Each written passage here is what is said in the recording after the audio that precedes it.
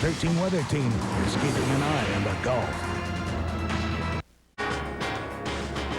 We begin Eyewitness News tonight with word of a Houstonian killed in Iraq. Good evening, I'm Gina Gaston. And I'm Melanie Lawson. Dave Ward has the night off. It is the news that every service member's family dreads. Eyewitness News reporter Ted Oberg is live tonight in West Houston with more details. Ted? Melanie, in a war that has seemed to fade from the headlines, this is a very terrible reminder that Houstonians and Americans from all over the country are waking up right now in some very real danger.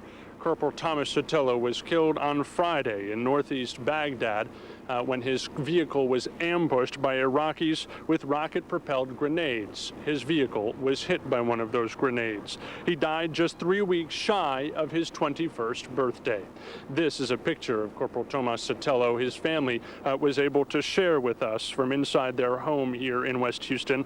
Army chaplain shared the news with his family, and right now they are distraught, having to face the fact of making funeral arrangements inside the home, just simply too upset to talk with us, but wanted to make sure we passed on their feeling that Tomas did not die in vain, but was killed in Baghdad protecting his country.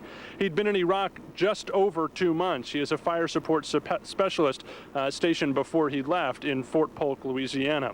His brother told me his family talked to him frequently from Baghdad, and he was able to call home from there on Tuesday. He said then that he'd been fired at before during his time in Baghdad, but wasn't all that worried about it. They said they didn't know if that was more bravado than reality. He was expected home in January, talked frequently about how much he looked forward to that. His body will be brought home to Houston for a funeral within a week. In all, since President Bush declared an end to major combat operations, 63 Americans have died on average. That is more than one a day since that address on May 1st. Live in West Houston, Ted Oberg, 13 Eyewitness News. Thank you, Ted. U.S. forces launched a new offensive today meant to get a handle on the violence. As he mentioned, 63 Americans have died since the president declared the end of major combat operations on May the 1st. They launched Operation Sidewinder yesterday, a simultaneous series of nighttime raids, hoping to root out supporters of Saddam Hussein. So far, no high-level supporters have been caught. A growing number of Americans say things are going badly for the U.S. in Iraq. That's the opinion of 42% of Americans questioned in a poll from CNN and USA Today.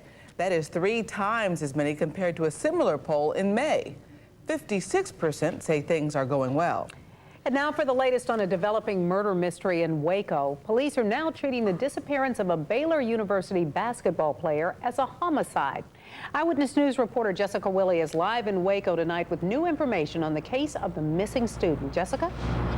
Well, Melanie, this affidavit we just got tonight quotes an informant who allegedly spoke to a cousin of a current basketball player, and that informant, said to be credible, points fingers. Shocking. Everybody's talking about it. On campus, it's hard to get away from Patrick Dennehy's disappearance. The Baylor basketball center number 33 here, who transferred from the University of New Mexico and had to sit out last season, hasn't been heard from since June 12th. And still, Waco police are offering a few answers. This case is being investigated as if he were a victim of a homicide. Today, the chief would only read from a prepared statement and wouldn't name names. But this search warrant affidavit obtained by Eyewitness News does. Carlton Dodson is a teammate and, according to the affidavit, a roommate. An informant told police the two had had an argument while shooting guns, and Dennehy, quote, pointed his gun at Dodson as if to shoot him, and that he, Dodson, had shot his roommate Dennehy in the head with a 9mm pistol.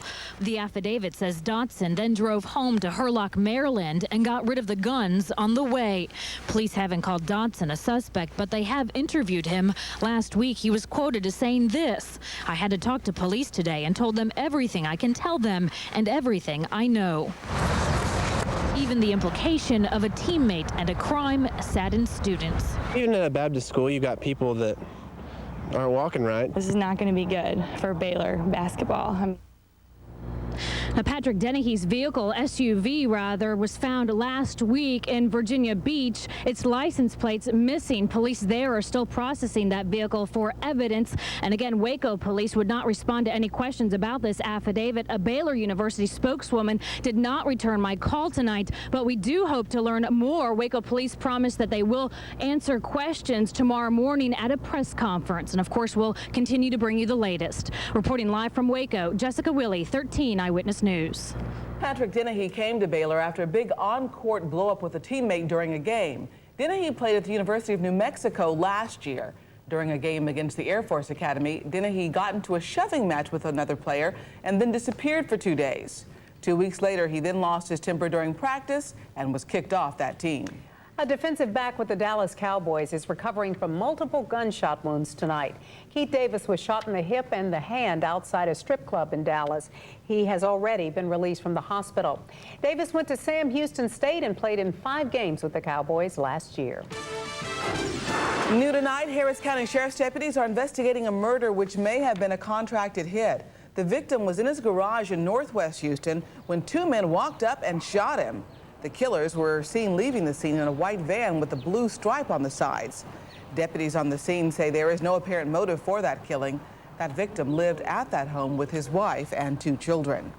A state judge has ordered a Houston man who gouged his girlfriend's eye out with a knife to stay in a mental hospital for the time being.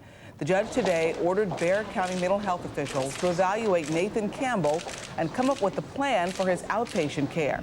Last month, Campbell was released from Kerrville State Hospital to a San Antonio boarding house, which was not licensed to handle his case. Police in Sugar Land have released a photograph of an aunt who is accused of abandoning her young niece during a shoplifting scam. Gloria Espinosa is charged with child abandonment. Police believe that Espinosa acted as a getaway driver when her sister and some cousins used that 7-year-old girl to try and shoplift from a store. It was all caught on videotape, and the girl's mother has already been arrested. The girl is now in CPS custody. Anyone who has seen Espinosa is asked to call Sugar Land police. Well, Tropical Storm Bill is now on shore, dumping heavy rain on Louisiana. And meteorologist Tim Heller is here to update us on the storm's location in just a moment. But we want to begin our team coverage tonight with 13's Wayne Dolcefino reporting from Morgan City. Driving rain in the heart of Louisiana's Cajun country. But they've seen much worse. This is nothing. This is a little rain here, but stops my business, cuz. Captain Jack's swamp tour was canceled for the day, but he checked his freshwater crab traps. I just eat them. Us Cajuns love that stuff. The rooftops in historic Front Street became waterfalls. Morgan City prepared for bad flooding, but it simply didn't happen. We've been spared by the direction of the storm and the temperament of the storm. And Morgan City remembers the damage left behind by Hurricane Andrew 11 years ago. No comparison. Had like 145-mile-an-hour winds for 4 hours. Bill was no Andrew, just a soggy inconvenience. But it ain't too good of a day today. I ain't got no business today. Tropical Storm Bill left Morgan City soggy but in one piece.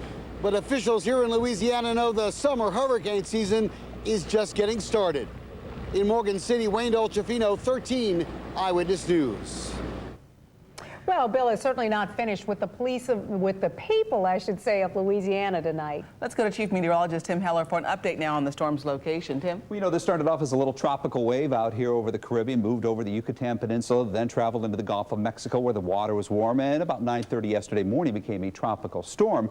This afternoon, about 1:15, the storm made landfall near Morgan City, and now tonight is located here. That's about 65 miles southwest of Hattiesburg, Mississippi. Here are the exact coordinates if you're plotting on a hurricane tracking chart. Right now, Tropical Storm Bill is 30.8 north, 90.1 west, and moving to the northeast at about 10. Winds right now are sustained at about 45 with occasional gust of around 52 miles an hour. As you might expect with all tropical weather systems, heaviest rains were to the east of where the eye made landfall. New Orleans was waterlogged before Bill moved ashore. They've seen so much rain over the past month that the businesses there didn't take any chances, and they had sandbags ready and waiting just in case. About 35 miles to the northwest of New Orleans, in the town of Reserve, 4 people were injured when a tornado hit a mobile home park. About 20 homes were damaged, along with a gym at a local school nearby. As a matter of fact, as the storm makes landfall tomorrow and that moisture begins to wash out of the atmosphere with the heating of the day, it looks like severe weather will be a major threat for much of the Gulf Coast region. For us, we get a little rain washing in on the backside of the system. A few scattered showers in your forecast. Details on the way. Well, Galveston Island residents dodged a big bullet from Tropical Storm Bill. The storm did darken the sky and brought big waves and strong winds to island beaches. The storm surge also brought out surfers who wanted to catch those big waves. However, those very same waves meant bad news for offshore fishermen. We had to cancel our trips today because of it. Muddies up the water, makes it rough conditions, it makes it dangerous to be out there. The Galveston County Authority's Sheriff's Department, Beach Patrol, and the Coast Guard did not report any problems relating to Tropical Storm Bill. Still ahead, it's the issue which divided the Texas House along party lines and sent Democrats across the state line. What happened in Austin as Republicans try once again to create new congressional districts? Plus, they promised the chance to hit it big, why Texas may not decide between Powerball and Mega Millions after all. And the major event today in the push to bring light rail service to Houston. Coming up on Eyewitness News tonight. You're watching ABC 13, Houston's news leader. Live with Dave Ward, Gina Gaston, Marvin Zindler, Tim Heller, and Bob Allen. This is 13 Eyewitness News, Houston's news leader.